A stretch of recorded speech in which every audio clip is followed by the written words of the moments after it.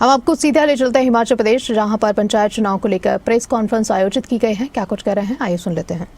उन मतदान केंद्रों में सहायक मतदान केंद्र अथवा ऑक्सिलरी पोलिंग स्टेशंस बनाए जा सकते हैं और आवश्यकता पड़ने पर पुरुष व महिला मतदाताओं के लिए पृथक मतदान केंद्र स्थापित किए जाएं। परंतु सहायक मतदान केंद्र जो कि ऑक्सिलरी पोलिंग स्टेशन है, वह मुख्य मतदान केंद्र एक ही भवन में स्थापित होने चाहिए। आयोग ने यह भी निर्देश जारी किए हैं कि जहां तक संभव हो महिलाओं के लिए पृथक से स्थापित मतदान केंद्र पर महिला मतदान दल तथा महिला सुरक्षा कर्मियों की ड्यूटी लगाई जाए। जिला लाहौल स्पीति के विकास खंड काजा की ग्राम पंचायत लांगजा में राजकीय प्राथमिक पाठशाला कॉमिक में 4587 मीटर की ऊंचाई पर एक मतदान केंद्र स्थापित किया जा रहा है, जो प्रदेश में सबसे अधिक ऊंचाई पर स्थित मतदान केंद्र होगा। आपको विदित ही है कि पंचायती राज निर्वाचन के दौरान, संस्थाओं के निर्वाचन के दौरान 5 पदों के लिए एक साथ निर्वाचन किया जाता है। तो इस प्रकार से एक मतदाता को 5 मतदान पत्र दिए जाएंगे। लेकिन सुविधा के लिए आयोग ने उन मतदान पत्रों का रंग अलग अलग रखा है, ताकि पोलिंग पार्टीज को भी और लोगों को भी आसानी हो। पंचायत सदस्य के लिए सफेद रंग का बैलेट पेपर होगा, मतदान पत्र जो है सफेद रंग का होगा। उप प्रधान पद के लिए पीला अथवा येलो बैलेट पेपर होगा। प्रधान पद के लिए हल्का हरा लाइट ग्रीन बैलेट पेपर होगा। सदस्य पंचायत समिति के लिए गुलाबी अथवा पिंक बैलेट पेपर का इस्तेमाल किया जा रहा है तथा सदस्य जिला परिषद के लिए हल्का नीला अथवा लाइट ब्लू बैलेट पेपर इस्तेमाल किया जाएगा। मतदाताओं के लिए जानकारी, जैसा कि मैंने अर्बन लोकल बॉडीज के कार्यक्रम को आप सबसे साझा करते हुए सूचित किया था, कोई भी मतदाता वोटर साथी ऐप के माध्यम से भी मतदाता सूची में अपना व अपने परिवार एवं संबंधियों का नाम देख सकता है। वोटर साथी ऐप राज्य निर्वाचन आयोग की वेबसाइट sec.hp.gov.in तथा प्ले स्टोर पर उपलब्ध है। इसके अतिरिक्त पंचायती राज संस्थाओं की मतदाता सूचियां राज्य निर्वाचन आयोग की अपनी वेबसाइट पर भी उपलब्ध है। अतः इच्छुक मतदाता वेबसाइट के माध्यम से अपने नाम की जांच कर सकते हैं। आयोग पुनः मतदाताओं को यह भी सूचित करना चाहता है कि भारतीय निर्वाचन आयोग तथा राज्य निर्वाचन आयोग 2 भिन्न संस्थाएं हैं। भारतीय निर्वाचन आयोग लोकसभा तथा विधानसभा के निर्वाचन संपन्न करवाती है, जबकि राज्य निर्वाचन आयोग शहरी निकायों व पंचायती राज संस्थाओं के निर्वाचन संपन्न करवाती है। स्थानीय निकायों में मतदान करने के लिए मतदाता का नाम राज्य निर्वाचन आयोग की मतदाता सूची में होना आवश्यक है। भारतीय निर्वाचन आयोग द्वारा जारी किया गया एपिक कार्ड फोटो पहचान पत्र केवल एक पहचान का माध्यम है और किसी भी स्थिति में यह मतदान का अधिकार नहीं देता है।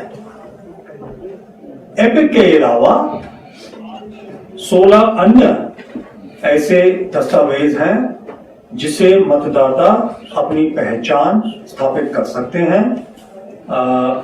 ड्राइविंग लाइसेंस है, आपका पैन कार्ड है, कोई केंद्र सरकार, राज्य सरकार, सरकारी अथवा अर्ध सरकारी उपक्रम, स्थानीय निकायों तथा किसी भी प्राइवेट औद्योगिक संस्थान द्वारा जारी पहचान पत्र इसमें है।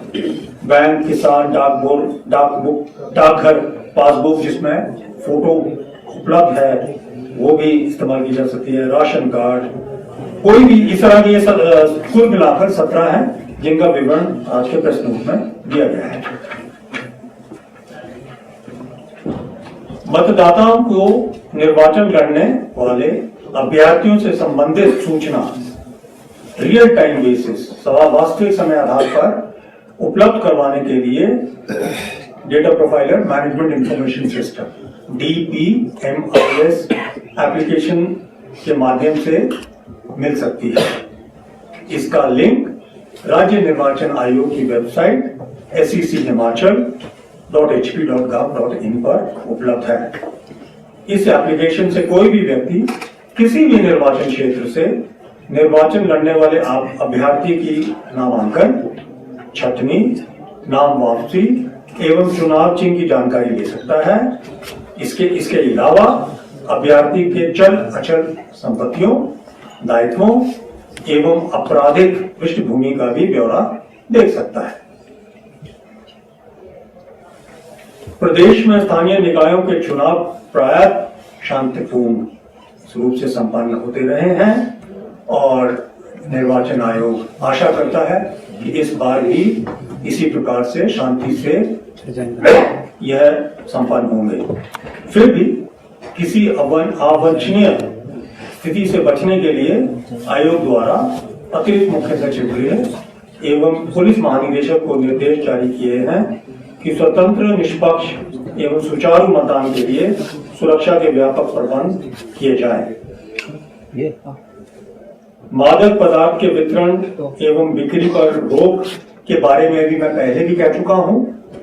आयोग ने स्पष्ट निर्देश जारी किए हैं कि चुनाव की समाप्ति के लिए नियत घंटे से 48 घंटे पूर्व की अवधि के दौरान मतदान के दिन तथा मतगणना के दिन कोई भी स्पिरिट युक्त, किणीवित या मादक शराब या इस प्रकृति के अन्य पदार्थ किसी भी मतदान क्षेत्र के भीतर किसी होटल, खान पान घर, पाकशाला, दुकान या किसी अन्य सार्वजनिक स्थान में बेचा, दिया या वितरित नहीं किया जाएगा। आयोग द्वारा सभी सरकारी एवं निजी संस्थाओं को मतदान के दिनांक को संवैतनिक अवकाश घोषित करने के दिशा निर्देश भी जारी किए हैं। आयोग द्वारा यह जानकारी भी दी गई है कि जिला परिषद का निर्वाचन लड़ने वाले अभ्यर्थियों के लिए हिमाचल प्रदेश पंचायती राज अधिनियम 1994 की धारा 121 क व ख के प्रावधानानुसार निर्वाचन व्यय संबंधित प्रपत्र पर संधारित करना व रिटर्निंग अधिकारी को संबंधित प्रपत्र पर प्रस्तुत करना आवश्यक है। जिला परिषद सदस्य के लिए निर्वाचन व्यय की अधिकतम सीमा 1 लाख रुपए रखी गई है। अतः आयोग सदस्य जिला परिषद का निर्वाचन लड़ने वाले अभ्यर्थियों से अपील करता है कि निर्वाचन व्यय संबंधित प्रपत्र पर संधारित करें, अपने व्यय का ब्यौरा संधारित करें और चुनाव परिणाम घोषित होने के 30 दिन के भीतर संबंधित रिटर्निंग अधिकारी को निर्धारित प्रपत्र पर प्रस्तुत करें। आयोग द्वारा निर्वाचन व्यय दाखिल करने के लिए कैंडिडेट एक्सपेंडिचर रिपोर्टिंग सिस्टम भी बनाया गया है। अतः निर्वाचन लड़ने वाले अभ्यर्थियों से आयोग अपील करता है कि उपरोक्त एप्लीकेशन के माध्यम से भी निर्वाचन व्यय दर्ज कर सकते हैं और करें। आयोग द्वारा निर्वाचन लड़ने वाले अभ्यर्थियों के लिए एक बहुत सूक्ष्म सी मार्गदर्शिका भी तैयार की गई है, जिसकी प्रति उनको रिटर्निंग अधिकारी, सहायक रिटर्निंग अधिकारी द्वारा नामांकन पत्र प्रारूप प्राप्त करते समय उपलब्ध करवाई जाएगी अथवा वह मांग कर सकते हैं। विस्तृत मार्गदर्शिका आयोग की वेबसाइट sec-himachal पर .hp.gov.in पर भी उपलब्ध है और उससे वहां से भी डाउनलोड कर सकते हैं। इससे उन्हें काफी क्लैरिटी मिलेगी और जो छोटे छोटे कई ऐसे चूक रह जाती है हमें आशा है कि वह इस प्रकार की कोई भी चूक उनसे उनकी अपने इस इंटायर इलेक्शन प्रोसेस में नहीं होगी। पूरे प्रदेश में आदर्श आचार संहिता लागू हो गई है। यह आचार संहिता चुनाव प्रक्रिया की निष्पक्षता, पारदर्शिता एवं समान अवसर सुनिश्चित करने के उद्देश्य से लागू की जाती है। आयोग सभी मान्यता प्राप्त एवं पंजीकृत राजनीतिक दलों, उम्मीदवारों तथा संबंधित पक्षों से अपील करता है कि वह आदर्श आचार संहिता के सभी प्रावधानों का अक्षरश पालन करें। विशेष रूप से ध्यान रखा जाए कि आचार संहिता के उल्लंघन से वह सब बचे। जाति, धर्म, भाषा या क्षेत्र के अधिकार पर मतदाताओं को प्रभावित न किया जाए। सरकारी संसाधनों, मशीनरी का चुनाव प्रचार में उपयोग न करें तथा सार्वजनिक स्थानों पर प्रचार सामग्री लगाने के लिए निर्धारित नियमों का पालन करें। आयोग यह भी स्पष्ट करता है कि आचार संहिता के उल्लंघन के मामलों में सख्त कार्रवाई की जाएगी। सभी शिकायतों के त्वरित निस्तारण हेतु प्रभावी तंत्र को जिला स्तर पर स्थापित किया गया है। आयोग प्रशासनिक अधिकारियों, कानून और व्यवस्था एजेंसियों एवं चुनाव से जुड़े सभी कार्मिकों को भी निर्देशित करती है कि वह निष्पक्ष एवं शांतिपूर्वक चुनाव संपन्न करवाने हेतु पूर्ण निष्पक्षता और पारदर्शिता के साथ अपने दायित्वों का निर्वहन करें। किसी भी प्रकार के प्रलोभन से दूर रहें।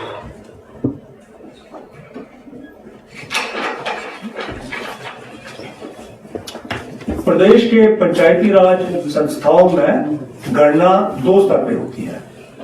जहां तक वार्ड मेंबर, पंचायत के वार्ड मेंबर, उप प्रधान और प्रधान महोदय हैं, इनके मतों की गणना तो पंचायत मुख्यालय पर मतदान के पश्चात उसी दिन संपन्न करवाई जाती है। परंतु जहां तक पंचायत समिति व जिला परिषद सदस्य के निर्वाचन से संबंधित मतगणना का प्रश्न है, उसके लिए एक अलग से तिथि निर्धारित होती है और यह मतगणना ब्लॉक स्तर पर की जाती है। मतगणना कार्मिकों की सुरक्षा एवं मतगणना की निष्पक्षता के मद्देनजर आयोग द्वारा सभी मतगणना केंद्रों पर मतपत्रों की गणना की वीडियोग्राफी करने के निर्देश दिए जा रहे हैं। यह निर्देश भी जारी किए जा रहे हैं कि जहां तक संभव हो संवेदनशील अथवा अति संवेदनशील मतगणना केंद्रों पर वेबकास्टिंग की व्यवस्था भी की जाए। आयोग सभी मतदाताओं से अपील करना चाहता है कि वह लोकतंत्र के इस महत्वपूर्ण कार्यक्रम में बढ़ चढ़कर भाग लें और निर्भीक होकर अपने मताधिकार का प्रयोग करें। मतदाता किसी भी प्रकार की अफवाहों से बचें और केवल आधिकारिक सूचनाओं जो कि राज्य निर्वाचन आयोग, जिला निर्वाचन अधिकारी अथवा रिटर्निंग अधिकारी द्वारा जारी की गई हो पर ही ध्यान केंद्रित करें। किसी भी भ्रम की स्थिति में आयोग अथवा जिला या विकास खंड में स्थापित नियंत्रण कक्ष पर दूरभाष से भी संपर्क किया जा सकता है।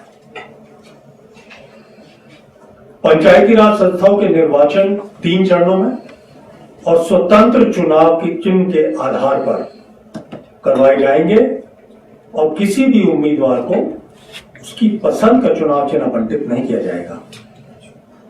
त्रिस्तरीय पंचायत राज संस्थाओं के निर्वाचन का कार्यक्रम निम्न प्रकार से है। निर्वाचन कार्यक्रम की अधिसूचना 29 अप्रैल 2026 को जारी होगी। इसी तिथि को जिला निर्वाचन अधिकारी पंचायत द्वारा नोटिस भी जारी किया जाएगा। नामांकन प्रस्तुत करने का तिथि 7 मई, 8 मई व 11 मई 2026 प्रातः 11 बजे से अपराह्न 3 बजे तक। नामांकन पत्रों की जांच 12 मई 2026 को प्रातः 10 बजे से की जाएगी। उम्मीदवारों की वापसी विड्रॉल 14 मई व 15 मई 2026 प्रातः 10 बजे से अपराह्न 3 बजे से पूर्व तक वापसी की ली जाएगी। नामांकन पत्रों की वापसी के तुरंत पश्चात निर्वाचन लड़ने वाले अभ्यर्थियों की सूची तैयार की जाएगी। तत्पश्चात चुनाव चिन्ह आवंटित किए जाएंगे अथवा 15 मई को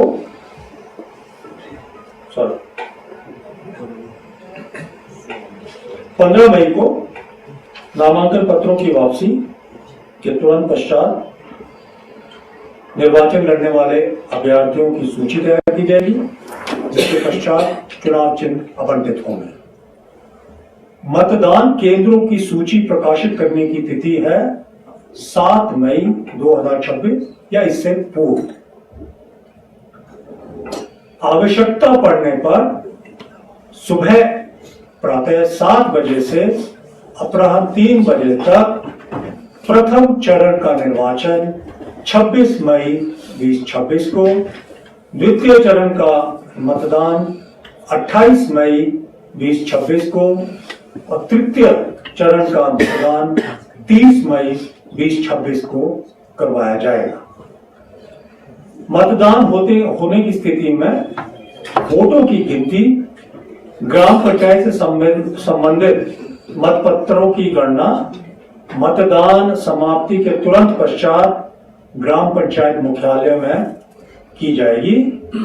पंचायत समिति व जिला परिषद के मतों की गणना 31 मई 2026 को प्रातः 9 बजे से विकास खंड मुख्यालय पर की जाएगी। धन्यवाद। जिला परिषद और बीडीसी अलग काउंसिल आपराधिक प्रवृत्ति के लोग हैं या फिर नशा तस्करी में इन्वॉल्व हैं, उन लोगों के ऊपर बैन करेगा इलेक्शन लड़ने में या वो भी लड़ पाएंगे? इलेक्शन कौन लड़ सकता है, कौन नहीं लड़ सकता है, कानून में सेक्शन 122 पंचायती राज अधिनियम में बहुत विस्तृत रूप से उसका व्याख्यान किया गया है। मेरा अनुभव